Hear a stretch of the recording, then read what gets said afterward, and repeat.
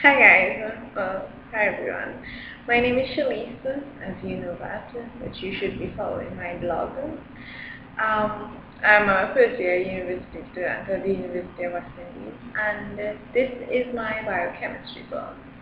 Today the topic is amino acids and proteins.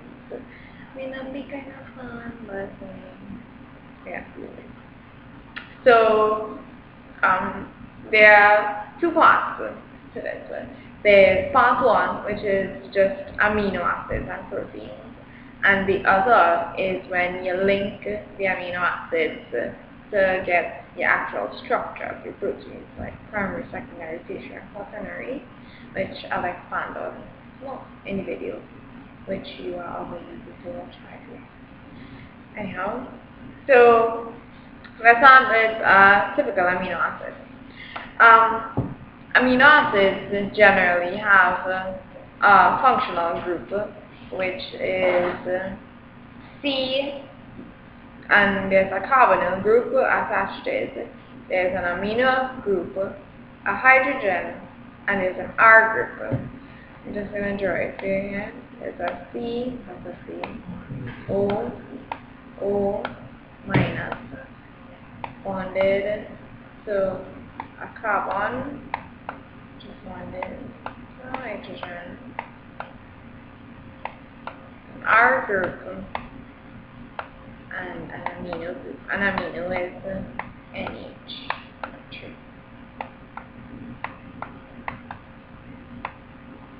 Three plus. Not 3 plus 9. As you can see, there is an R group.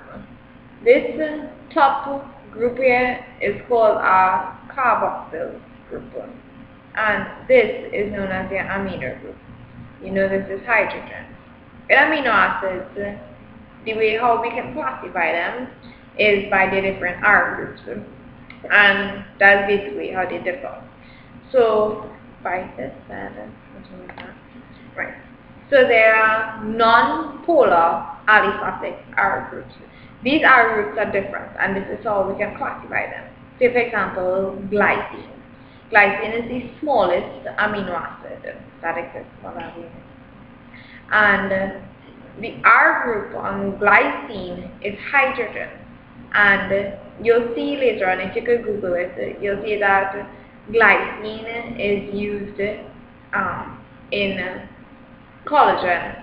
Well, because of the R group is so small, it can exist inside of it. So the hydrogen will not affect the structure.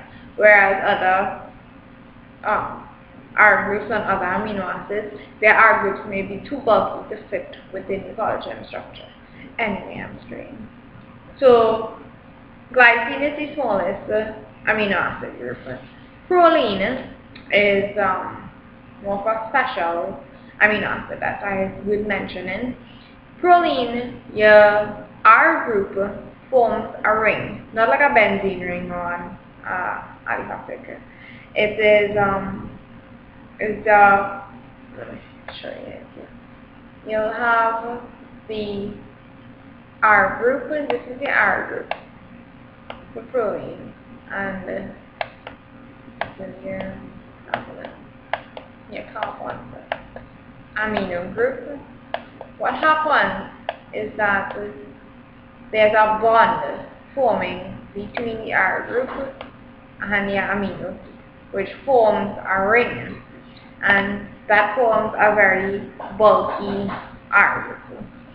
So proline is, later on in the video you'll see that proline in alpha structure is used to end an alpha helix.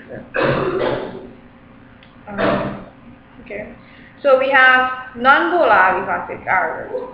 We have polar uncharged R groups. So as said before, you know there are different types of R groups. Polar means like you have a charge on the R group. So if you have an oxygen which is more electronegative, it will pull the electron toward itself, causing a delta positive or delta negative oxygen and sulfur. A quick tip how to remember electronegatives is FON. If you use FON, these are the most electronegative compounds. I have fluorine, oxygen, and nitrogen. They are the most electronegative atoms or elements. So some examples of polar uncharged groups are serine, cysteine, and glutamine. Cysteine is important, so you should know that. Yeah, other thing is aromatic R groups, and aromatic means you have double bonds in a particular region. Some people might refer, if you're a chemistry person, you'll know that aromatic means it contains a benzene ring. So your benzene ring has double bonds, and that's what you refer to as an aromatic R group.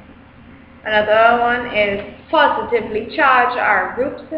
That's, for example, most of the time you get NH3 plus in the group, in the R group. So this is the example, this is CH2. This is the R group. Your positive charge in the R group is formed by this. That group there is the amino group, which causes a positive charge on the R group.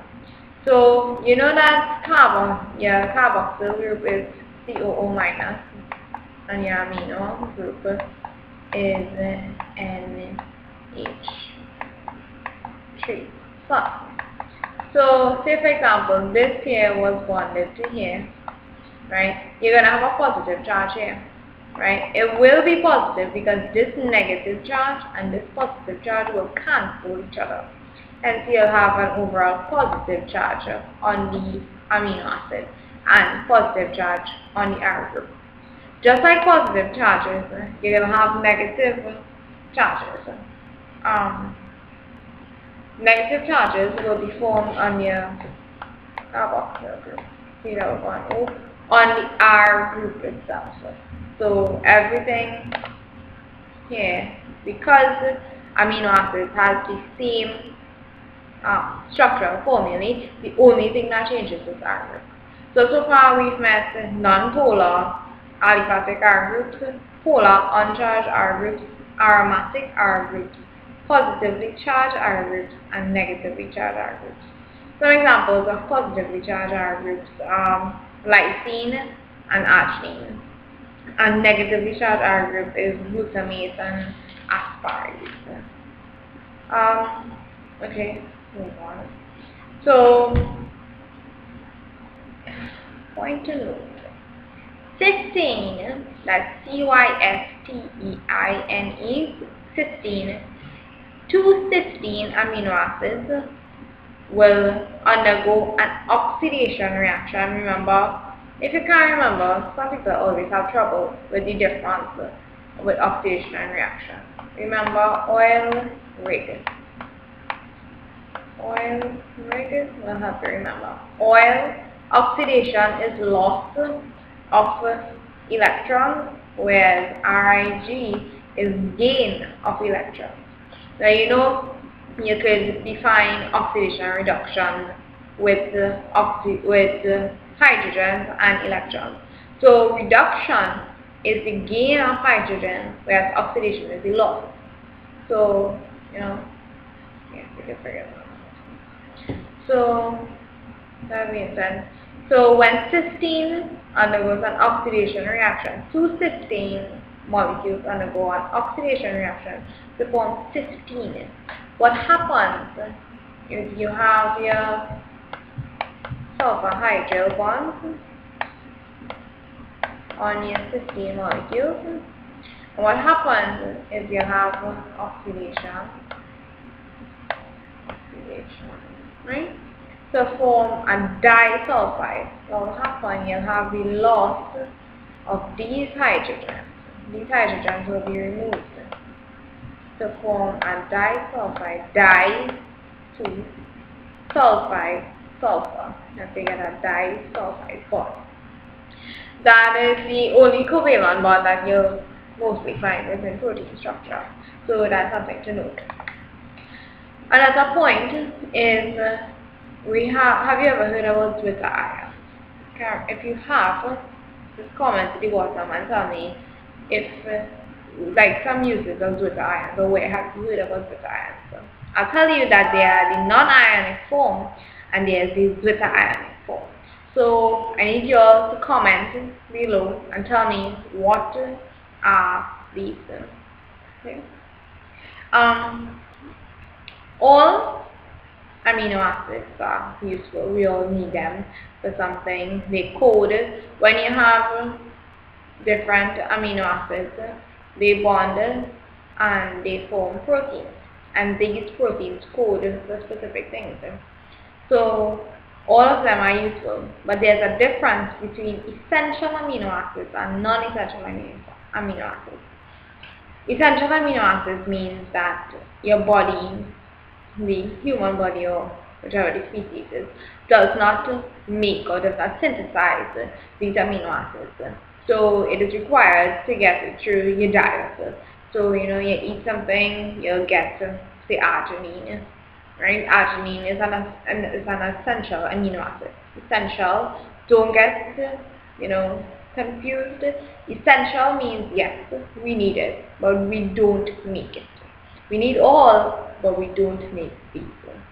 So you can Google it. I'll give you a couple: arginine, histidine, leucine, lysine, and valine. Those are some essential amino acids. Non-essential amino acids, obviously, we make them, we synthesize them in human body, like alanine, cysteine, glycine, proline, serine, and tyrosine. Okay? Our body makes those. So there's a difference between a complete protein and an incomplete protein. So a complete protein it contains all 10 essential amino acids. All 10. Remember, there are a lot of amino acids. We basically need to learn the first 20. So this 20 is divided up into essential and non-essential amino acids. A full completed protein contains 10 of the essential amino acids. Mostly you get these complete proteins from animal compounds, like meat, fish, things like that. But with the exception of beans, incomplete proteins lack one or more of the essential amino acids. Of course, with the exception of beans. I'm practically vegetarian because I don't eat meat. So since I don't get a lot of the complete proteins, I take vitamins to, make up for it, and I eat a lot of beans and whatever. Anyhow, so there is a test for amino acids.